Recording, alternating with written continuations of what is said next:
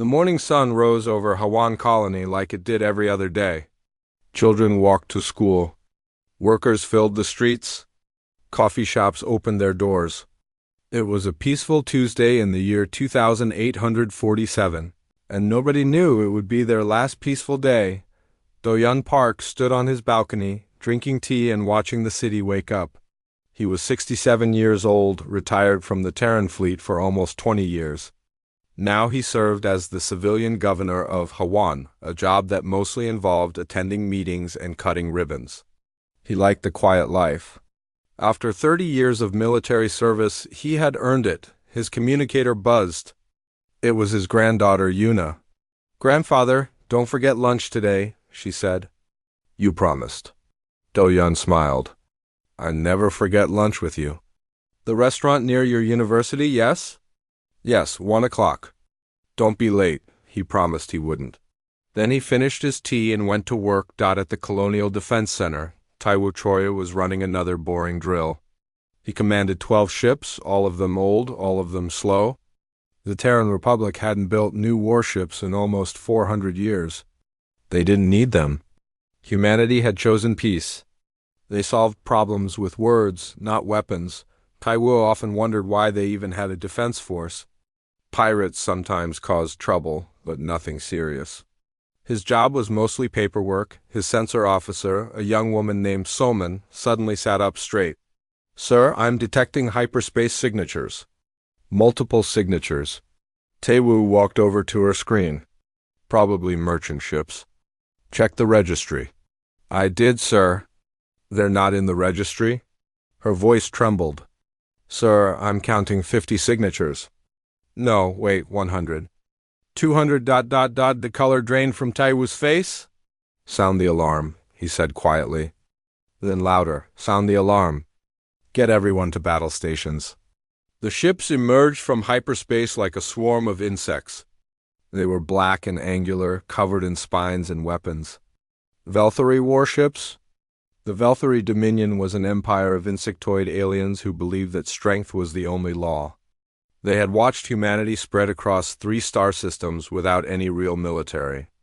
They had watched and they had laughed. Today, they came to teach the humans a lesson. The Velthari Supreme Commander, a creature named Crix, looked at the human colony below.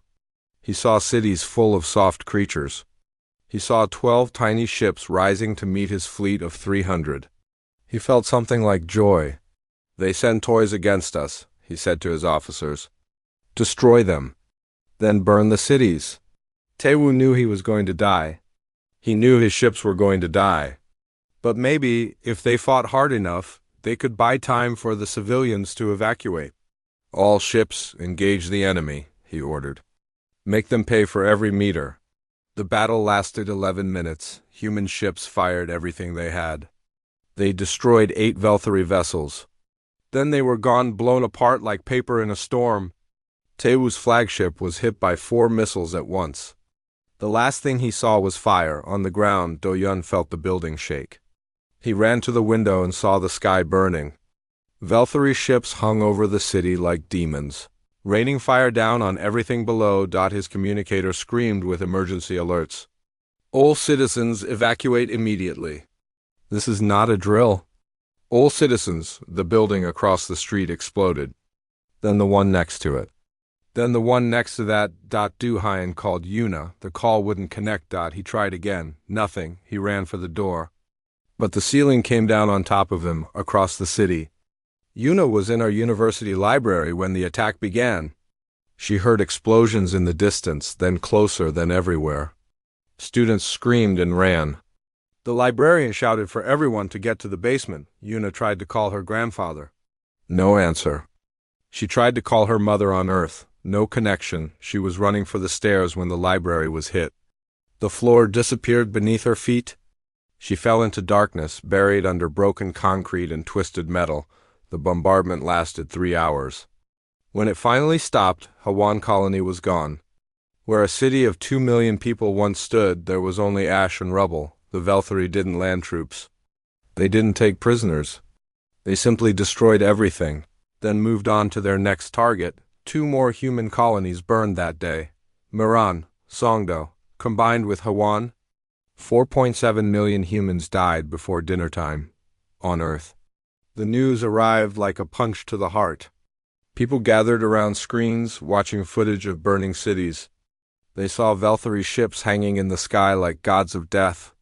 They saw their fellow humans running, screaming, dying. The Velthari Supreme Commander sent a message to Earth. His ugly face filled every screen. "Humans," he said, "you have spread across the stars, but you have no strength. You have no warriors. You are prey, and we are predators. Surrender now, and some of you will be allowed to serve us. Resist, and you will all die like the weaklings on those 3 worlds. You have 1 week to decide." The transmission ended. For a long moment, Earth was silent. Then the silence turned to grief. Then the grief turned to something else. In the ruins of Hawan, rescue workers searched for survivors. They didn't find many. But under a collapsed library, they found a young woman still breathing. Yuna was pulled from the rubble after 16 hours. She had 3 broken ribs, a fractured skull, and burns on 40% of her body. She would survive. She would never forget. Somewhere else in the ruins, another team found Do-yun. He was badly hurt but alive. When he opened his eyes, the first thing he asked about was his granddaughter. "We found her," the medic said. "She's alive." Do-yun closed his eyes and cried. On Earth, Prime Counselor Jasu Han called an emergency session of the United Council. Leaders argued about what to do. Some wanted to surrender. Some wanted to negotiate. Some wanted to fight but didn't know how. Jasu listened to them all. Then she stood up. "Enough," she said. Her voice was quiet but hard as steel. They didn't declare war. They committed genocide. They killed millions of our people, and they're laughing about it. She looked around the room at the frightened faces. 400 years ago, we put away our weapons. We chose peace. We thought we would never need them again. She took a deep breath. We were wrong. She pressed a button on her console. Authorization code, Han 77 Dragon. Activate Dragon Protocol. Somewhere deep beneath the Himalayan mountains, lights turned on in tunnels that had been dark for centuries. Machines that had been sleeping began to wake up. And in the darkness, something enormous began to move. The dragons were waking up, and they were hungry. Deep beneath the Himalayan mountains, the tunnels stretched for hundreds of kilometers. They had been built 500 years ago during humanity's darkest time. The Great War had killed billions. Nations had burned. The planet itself had nearly died. When it was over, the survivors made a promise. Never again. They would never again build weapons of mass destruction. They would never again wage war. They would seal away their terrible machines and choose a different path. For 400 years, they kept that promise. Now, Minji Lee walked through those ancient tunnels with a heavy heart. She was the chief engineer of Project Dragon, a job that had been meaningless until yesterday. Her whole career had been about maintaining machines that everyone hoped would never be used. The lights came on as she walked, revealing what lay in the darkness: warships, thousands of them. They hung in massive underground hangars, perfectly preserved, waiting for the day they would be needed. These were not normal warships. These were monsters, planet crackers, system killers, weapons, so powerful that humanity had been ashamed to admit they existed. Minji stopped in front of the largest ship. It was called the Gwanggedo, named after an ancient warrior king. It was 3 kilometers long, bristling with weapons that could crack a moon in half. Her communicator buzzed. It was the Prime Counselor herself. "Minji," Jasu said. "How long until the fleet is ready?" Minji did the math in her head. "The ships are in perfect condition. We maintain them well. But we need crews. We need commanders. Most of our people have never seen real combat." "I'm working on that," Jasu said. "Just get the ships ready?" "Yes, ma'am." Minji paused. "Counselor, are you sure about this? Once we wake the dragons, we can't put them back to sleep." There was silence on the line. Then Jasu spoke, and her voice was cold. "They killed 4.7 million of our people. They burned our children alive. They're laughing at us right now, waiting for us to surrender. She took a breath. I'm sure. The call ended. Minji looked up at the Guang ghetto and whispered, I hope we don't regret this. On Mars, Yun Wuxin was tending his garden when the message arrived. He was 73 years old, retired for 15 years. He had been a fleet admiral once, the youngest in Terran history. He had commanded the last real military operation humanity ever conducted, putting down a rebellion on the outer colonies. After that, there was nothing left to do. The fleet was mothballed. The soldiers went home. Yunwu grew tomatoes. The message was simple. Dragon protocol activated. Report to Earth immediately. Authorization. Prime Counselor Han. Yunwu stared at the words for a long time. His hands trembled. He knew what Dragon Protocol meant. He had helped design it 60 years ago as a last resort against extinction-level threats. He never thought he would see it used. He called his wife. I have to go to Earth. She understood. She had been married to a soldier for 50 years. Come back to me, she said. I will. He wasn't sure if that was true. At the Terran Military Academy, young officers were being rushed through emergency training. One of them was Jinsu Kang, 25 years old, at the top of his class. He had joined the academy because he loved space travel. He thought he would spend his career exploring the stars, maybe doing some peacekeeping work. Now he was learning how to kill. These are the weapon systems of the Dragon-class battleship, the instructor said, pointing at a holographic display. Gravity lances can crush a ship from the inside. Quantum disruptors can erase matter from existence. Nanoplague missiles can eat through any armor. Jinsu raised his hand. Sir, I thought these weapons were banned. They were sealed away, the instructor corrected. There's a difference. They were always there, waiting. We just hoped we'd never need them. But sir, we chose peace. We promised to protect our people, the instructor interrupted. The Velthari killed millions of our people. They're planning to kill millions more. So now we do what we have to do? Jinsu felt sick. This wasn't what he had signed up for. But he also thought about the footage from Hewan, Miran, and Songdo. He thought about the children screaming as fire fell from the sky. Maybe some promises had to be broken to keep others. Hein Wu arrived on Earth and was taken directly to the council chambers. Jinsu was waiting for him. Thank you for coming, Admiral, she said. I'm not an admiral anymore. You are now. She handed him a document. I'm giving you command of the Dragon Fleet, full authority. Whatever you need, you get.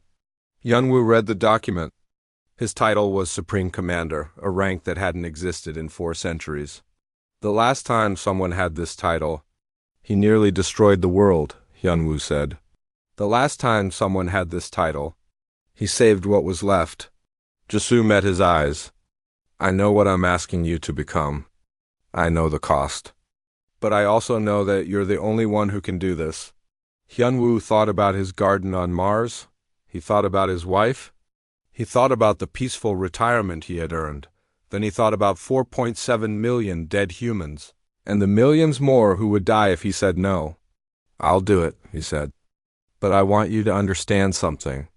Once I start, I won't stop until it's finished.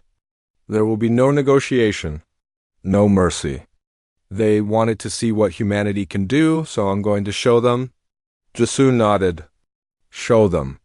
The Dragon Fleet came together faster than anyone expected. Veterans answered the call from every colony. Old soldiers who had thought their fighting days were over strapped on uniforms that still fit.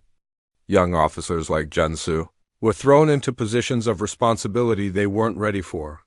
And in the underground shipyards, the ancient warships came back to life. Minji supervised the activation of each vessel. Reactors that had been cold for centuries burned hot again.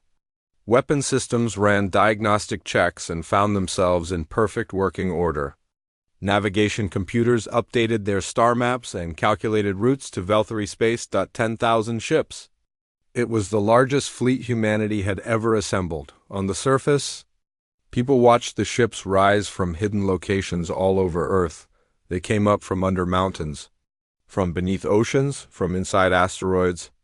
They filled the sky until there was no blue left, only metal and fire. The Valkyrie intercepted images of the human mobilization. They were confused at first. Where had these ships come from? Surely the humans didn't have this kind of military power. Supreme Commander Crix laughed when he saw the footage. So the prey has found some old toys, he said. It doesn't matter. They are still soft. They have never fought a real war. They will break at the first sign of blood. His officers laughed with him. They had conquered dozens of species. Humans would be no different. They had no idea what was coming. On Earth, Hyunwoo addressed the fleet for the first time. His face appeared on every screen in every ship. Soldiers of the Terran Republic, he said. 400 years ago, we put down our weapons and chose peace. We thought we would never need to fight again. We were wrong, he paused, letting the words sink in. The Valkyrie think we are weak because we chose peace. They think we are prey because we don't like killing. They are about to learn the truth, his voice hardened. We didn't choose peace because we couldn't fight. We chose peace because we knew what we were capable of. We knew the monsters we could become. We sealed away our weapons because we were afraid of ourselves. He leaned forward. The Valkyrie woke the dragons. Now they will burn. Across the fleet, 10,000 crews roared their approval. The dragons were awake and they were ready to hunt. The dragon fleet moved through space like a wave of death. 10,000 warships, each one carrying enough firepower to destroy a city. At their head flew the Gwongetto, with Supreme Commander Yunwoo Shin on the bridge. Beside him stood Captain Sung Ho Yoon, who had come out of retirement to command the flagship. Sung Ho was 61 years old, one of the few humans alive who had seen real combat. First Valkyrie outpost in 1 hour, Sung Ho reported. Their defense fleet is already moving to intercept. Yunwoo studied the tactical display. The Valkyrie had 500 ships defending their border. They thought it would be enough. It would not be enough. How many Valkyrie in their fleet? Yunwoo asked, best estimate about 50,000 crew members. Yunwoo nodded slowly. 50,000 Valkyrie for 4.7 million humans. That's not even close to fair. His voice went cold. But it's a start. In a different part of the fleet, Yunbi Park prepared her fighter for launch. She was 44 years old, a doctor by training, not a soldier. But her father was lying in a hospital bed on Earth. Her daughter was covered in burns and scars. And her home colony was a field of ash. She had volunteered for combat the day after the attack. They told her she was too old, too inexperienced, too valuable as a doctor. She told them to give her a ship or she would steal one. They gave her a ship. Now she sat in the cockpit, checking her weapons, thinking about her family. Her father, Do-yun, had begged her not to go. I already lost your mother, he said. I can't lose you too. I have to do this, she told him. For Yuna, for everyone. He understood. He didn't like it, but he understood, her communicator crackled. Strike Wing 7, prepare for launch. We go in right behind the main fleet. Yunbi took a deep breath. Copy that. Ready to fly? The battle began at 0600 hours. Terran Standard Time, the Valkyrie fleet spread out in a defensive formation, confident in their numbers and their experience. They had fought and won hundreds of battles.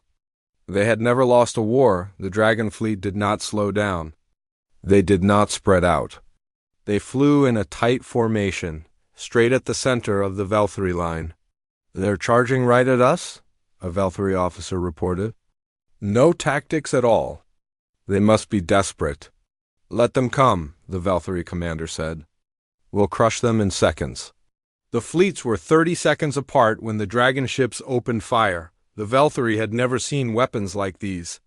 Gravity lances reached out and crushed ships like insects. Quantum disruptors erased entire squadrons from existence. Nanoplague missiles ate through Valkyrie armor like acid, leaving nothing but floating scrap. In the first 60 seconds, the Valkyrie lost 200 ships. They tried to fight back, but their weapons barely scratched the Dragon fleet's shields. The human ships had been built to fight wars against enemies far worse than the Valkyrie. They had been built to survive anything. In the second minute, the Velthari lost another 200 ships. The Velthari commander screamed for retreat. His ships turned and ran, but the dragon fleet was faster.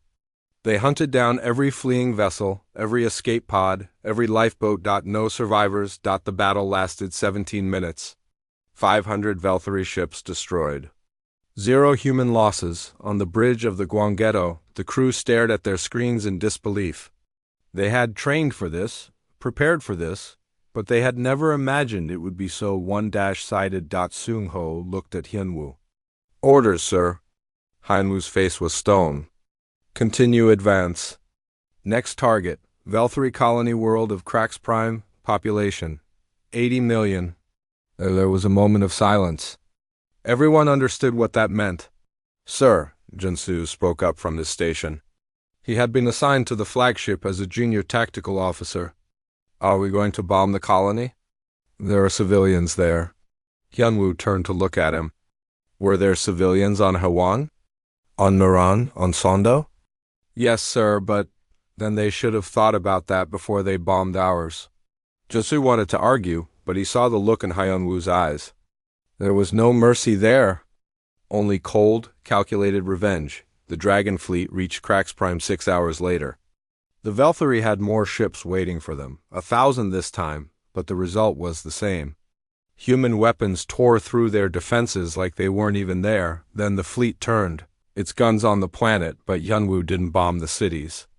Instead, he targeted military bases, weapon factories, shipyards.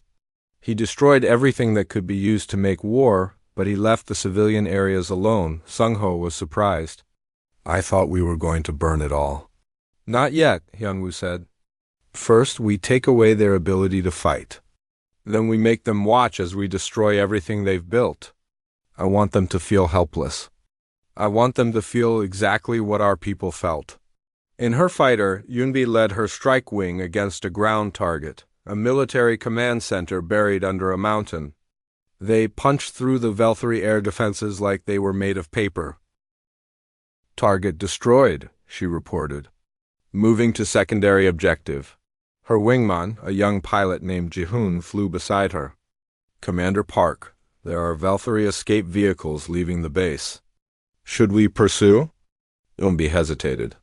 Those vehicles were probably carrying officers, not civilians, but they were also running away. They weren't fighting anymore. She thought about her father. She thought about Yuna. She thought about the children of Hwan who never got a chance to escape. Pursue and destroy, she said. No one gets away. It was the first time she had killed anyone. It would not be the last. Supreme Commander Crix received the news of the defeat at Crax Prime with disbelief. 1,000 ships destroyed. An entire colony's military infrastructure gone. And the humans had lost nothing. This is impossible, he said. Where did they get these weapons? Where did they get these ships? His intelligence officers had no answers. The humans had been peaceful for 400 years. They had no military to speak of. And yet, somehow, they had produced a fleet capable of crushing the Dominion. We underestimated them, one officer said quietly. Clearly. Crix slammed his claw against the table. Send word to all systems. Full mobilization. Every ship, every soldier. We will meet them with the full power of the Dominion, and we will, sir. An aide interrupted him. We're receiving a transmission from the human fleet. Crix straightened. Put it through. Hyunwoo's face appeared on the screen. He looked calm, almost bored. Supreme Commander Crix, he said. I wanted to introduce myself. I am Hyunwoo Shin, Supreme Commander of the Terran Dragon Fleet. You killed 4.7 million of my people. You bombed our children while they were walking to school. You burned our cities and laughed about it. His eyes hardened. Now it's our turn. Crix tried to respond, but Hyunwoo cut him off. You called us prey. You called us weak. You thought we were helpless because we chose peace.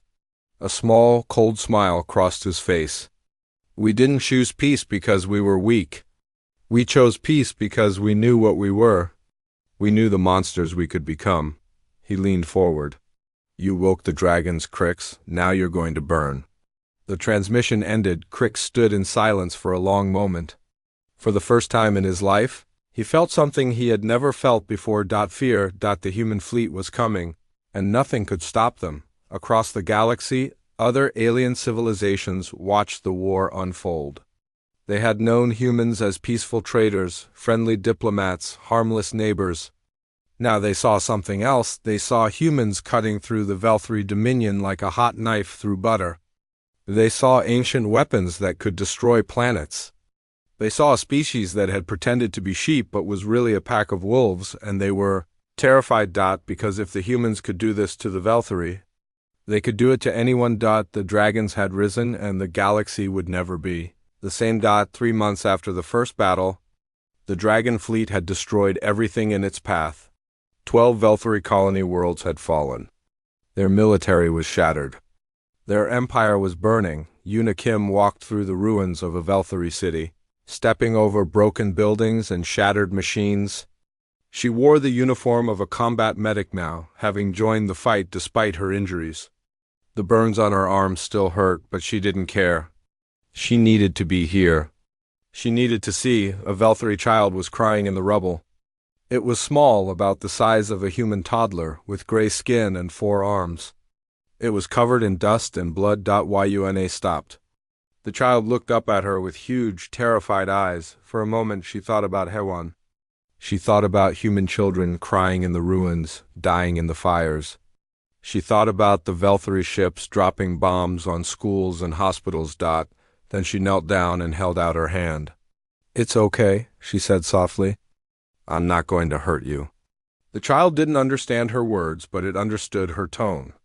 It crawled toward her, trembling. Yuna picked it up and carried it to safety. Another medic saw her. "What are you doing?" "That's the enemy." "That's a child," Yuna said. "It didn't bomb anyone." She kept walking, holding the Velthri child close. On the Guangetto, Yunwu received reports of the latest victories. Another Velthri fleet destroyed. Another world conquered. The path to the enemy homeworld was almost clear, but he felt no joy. He felt nothing at all anymore, Sung-ho noticed. "Sir, you should rest. You've been on the bridge for 30 hours. I'll rest when it's over. With respect, sir, you're no good to us dead." Sung-ho lowered his voice. "And some of the crew are worried. They say you've become ... cold." Yunwu turned to look at him. "Cold? They attacked our homes without warning. They killed millions of our people for no reason except that they could. They were going to enslave the survivors." His voice was flat. "What would they have me be? Warm?" Sung-ho didn't have an answer. On Earth, Jasuhan faced her own battle. The war was going well, almost too well, but the cost was becoming clear. Thousands of Velthri ships destroyed. Millions of Velthri soldiers killed. And now the fleet was approaching the enemy homeworld. The question was obvious. What would they do when they got there? Some council members wanted total destruction. Bomb the planet until nothing was left. Make sure the Velthri could never threaten anyone again. Others wanted restraint. Defeat them? Yes. Punish them? Yes. But genocide? Could humanity live with that?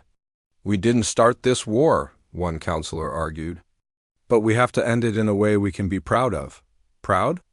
Another shot back. "They murdered 4.7 million of our people. They deserve everything they get." Jisoo listened to the arguments, but her mind was far away.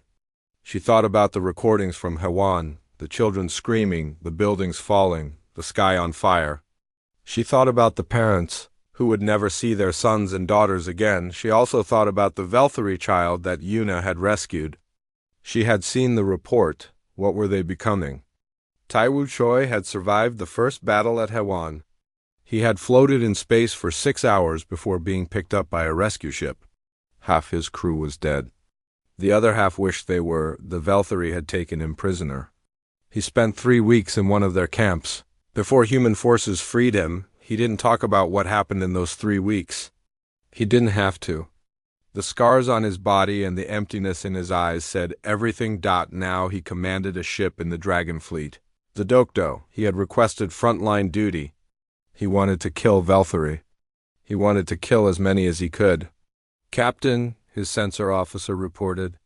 Enemy transport detected. Looks like civilians. They're trying to evacuate before our ground forces arrive. Taewoo looked at the screen. The transport was slow and unarmed. An easy target. Destroy it, he said. His weapons officer hesitated. Sir, they're not military. They're just, I know what they are. Destroy it. The weapons officer looked at him for a long moment. Then she fired. The transport exploded in a ball of fire. 2,000 Velthari, dead in an instant. Taewoo watched the debris drift through space. He felt nothing. Good. Yuna heard about the transport. She heard about other things too. Human soldiers killing prisoners. Human ships bombing civilian areas. The war was changing them, turning them into the thing they hated. She requested a meeting with Hyunwoo. It took 3 days to get it. When she finally stood before him, she was surprised by how tired he looked. This was the great Supreme Commander? He looked like a man who hadn't slept in months. You wanted to see me, he said. Make it quick? Sir, I'm concerned about the conduct of the war. In what way? We're killing civilians. We're destroying transports. We're becoming like them. Hyunwoo's expression didn't change. They started it. I know they did. I was there. I was buried in the rubble. Yuna pulled up her sleeve, showing the burns that covered her arm. I know what they did. But when does it end? When we've killed them all? When we've burned every city, murdered every child? If that's what it takes to keep humanity safe, yes. Yuna stared at him. Then what are we saving? If we become monsters, what's the point? For a moment, something flickered in Hyunwoo's eyes. Pain, maybe? Or doubt, then it was gone. Thank you for your concern, he said. You're dismissed. Yuna left, feeling sick. This wasn't the war she had signed up for. The Dragon Fleet reached the Velthari homeworld on a cold Tuesday morning. 3 billion Velthari lived there, the heart of their civilization, the source of their power. And now it was surrounded by 10,000 human warships, each one ready to reduce it to ash. Hyunwoo looked at the planet on his screen. Blue oceans, green continents, white clouds. It could have been Earth. All ships report ready, Sung-ho said. We can commence bombardment on your order. Hyunwoo nodded slowly. This was the moment. One word from him and the Velthari species would cease to exist. He thought about Hwan. He thought about the 4.7 million dead. He thought about Yuna's words. His hand hovered over the button. On Earth. Jisoo watched the fleet's position update in real time. The council chamber was silent. Everyone knew what was about to happen. Should we contact him? Someone asked. Tell him to wait? Jisoo shook her head. This is his decision. We gave him the authority. But if he destroys the planet, then the Velthari are gone and we're safe forever. And we're guilty of genocide. Jisoo closed her eyes. Yes, on the Gwanggato, Hyunwoo's finger touched the button. One press. That's all it would take. The COM system crackled. An incoming transmission. The bridge went silent. Hyunwoo leaned back in his chair. Surrender? Now? After everything you've done? We cannot win this war. You have made that clear. Crix's voice was hollow. I am asking you to spare my people. You didn't spare ours. No, we didn't. Crix bowed his head. It was a mistake. We thought you were prey. We thought you were weak. He looked up. We were wrong. Hyunwoo stared at him for a long moment. Every part of him wanted to press that button. To end this species that had caused so much suffering. To make sure they could never hurt anyone again. But Yuna's words echoed in his mind. What are we saving? I will present your request to my government, Hyunwoo said finally. But I make no promises. He cut the transmission. Sung-ho looked at him. Sir, what do we do? Hyunwoo looked at the planet below. 3 billion lives waiting for him to decide their fate. We wait, he said. For now, we wait. But his hand never moved far from the button. The United Council met in emergency session to decide the fate of the Velthari species. 3 billion lives hung in the balance. Jisu Han stood at the center of the chamber, watching her fellow leaders argue. Some wanted blood, others wanted peace. All of them were afraid. We have to destroy them, Counselor Myung-ho said. If we let them live, they'll rebuild. They'll come back. They'll attack us again. We don't know that, Counselor Hejin countered. They've surrendered. They're broken. We can occupy their world, disarm them completely. Occupy them for how long? 100 years? 1,000? We can't watch them forever. The arguments went back and forth. Jisu let them talk. She needed to hear every voice before she made her decision. A message came in from the fleet. Do-yeon Park had requested to address the council. Jisu approved it. If anyone had earned the right to speak, it was him. Do-yeon's face appeared on the main screen. He was still recovering from his injuries, speaking from a hospital bed on Earth. His daughter was fighting at the front. His granddaughter was treating wounded soldiers and enemies alike. His entire world had been destroyed. Council members, he said. His voice was weak but clear. I know why you're afraid. I've seen what the Valkyrie can do. I was there when they burned Haewon. I watched my friends die. I nearly died myself. He paused, gathering his strength. Part of me wants them all dead. Part of me will never forgive them for what they did. But I keep thinking about something my granddaughter said. Another pause? She asked what we're saving. If we destroy them completely, we become like them. We become the monsters. And then what was the point of surviving? Myung-ho interrupted. With respect, Governor Park, your feelings are understandable, but this is a matter of security. My feelings? Do-yeon's eyes flashed. I lost everything. My home, my friends, almost my family. I have more reason than anyone to want revenge. But I'm telling you, if we destroy them, we lose something more important than safety. We lose ourselves. The chamber was silent, Do-yeon continued. We chose peace 400 years ago because we were ashamed of what we could do. We sealed away our weapons because we were afraid of the monsters we could become. If we used those weapons to commit genocide, then we should have stayed monsters. At least then we would have been honest about what we were. He took a shaky breath. Punish them. Disarm them. Make sure they can never threaten us again. But let them live. Not for their sake. For hours, the transmission ended. Jisu looked around the chamber. The mood had shifted. Faces that had been angry now looked thoughtful, uncertain. We'll put it to a vote, she said. But first, I want to tell you something. She stepped forward. Before the attack, I was like most of you. I thought war was behind us. I thought we would never need our weapons again. When Dragon Protocol was activated, I told myself it was necessary. I told myself we had no choice. She paused. I still believe that, but I've also watched what this war has done to us. I've seen reports of our soldiers killing prisoners. I've seen ships targeting civilian transports. I've seen the hate in our people's eyes, and it scares me more than the Valkyrie ever did. She looked at each council member in turn. We have the power to destroy them. Complete and total annihilation. No one could stop us. But just because we can do something doesn't mean we should. The question is not whether we can destroy them. The question is what kind of species we want to be. The vote was held. It was close, closer than Jisu had expected. Mercy won by 2 votes. The message was sent to the fleet. Accept the Valkyrie surrender. No genocide. Humanity would win this war without becoming monsters. On the Gwanggedo, Hyunwoo received the orders. He read them twice, then 3 times. Then he sat in silence for a long moment. Sung-ho waited.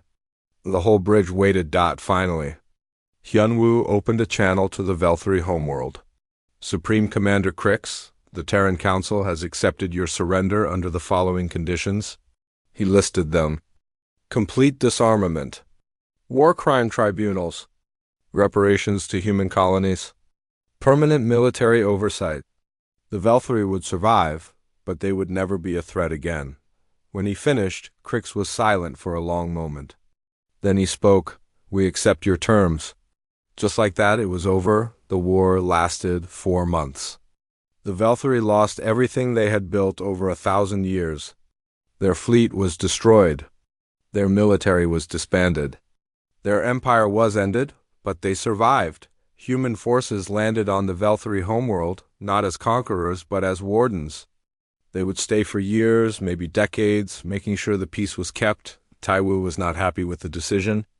He argued, he protested, he demanded that the council reconsider.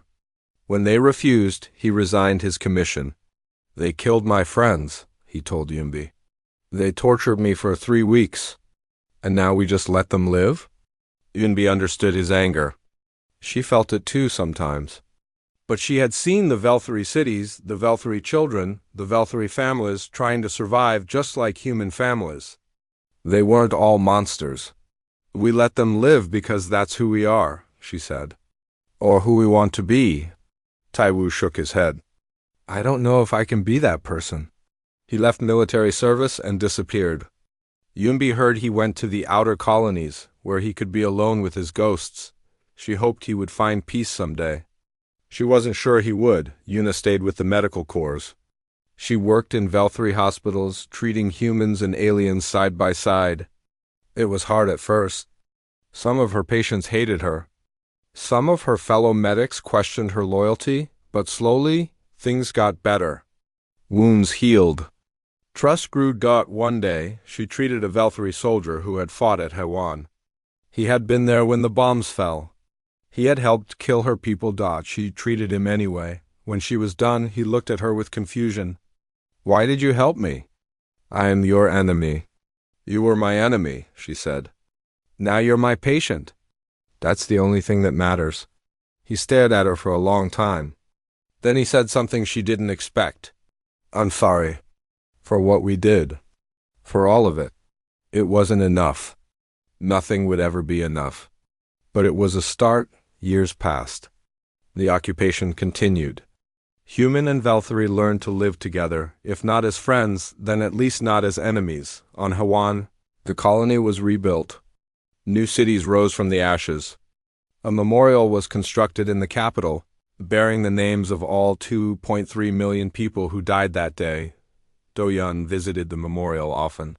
He would sit in the garden, surrounded by flowers and fountains, and read the names. Sometimes he talked to them. Sometimes he just sat in silence. Yuna found him there one afternoon. She had come home to teach at the new university. Her students included humans, aliens from allied species, and even a few young Velthari. "How are you, grandfather?" she asked, sitting beside him. "Old," he said. "Tired, but I'm still here."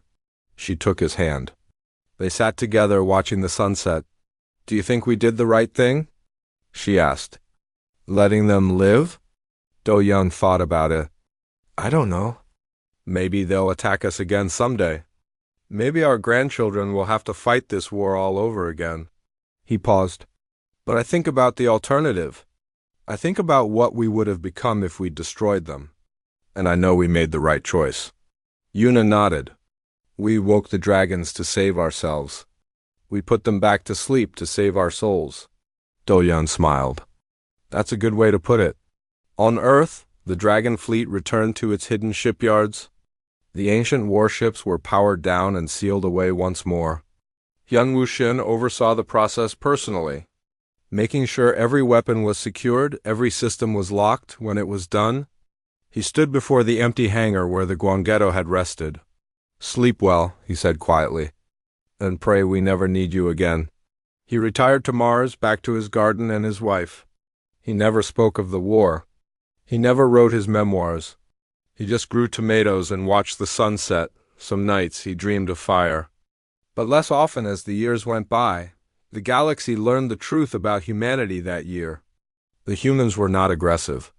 They did not seek conquest or glory. They preferred peace, trade, cooperation, but they were not helpless. They were not prey. They were the ones who chose to be peaceful, not because they couldn't fight, but because they knew what they could become if they did. In the galactic records, a new entry was added next to Homo sapiens classification: apex predator status, peaceful warning, do not provoke. The dragons were sleeping again, but everyone knew they were still there. waiting in the darkness, ready to wake up if they were needed. And nobody wanted to be the one to need them. The end.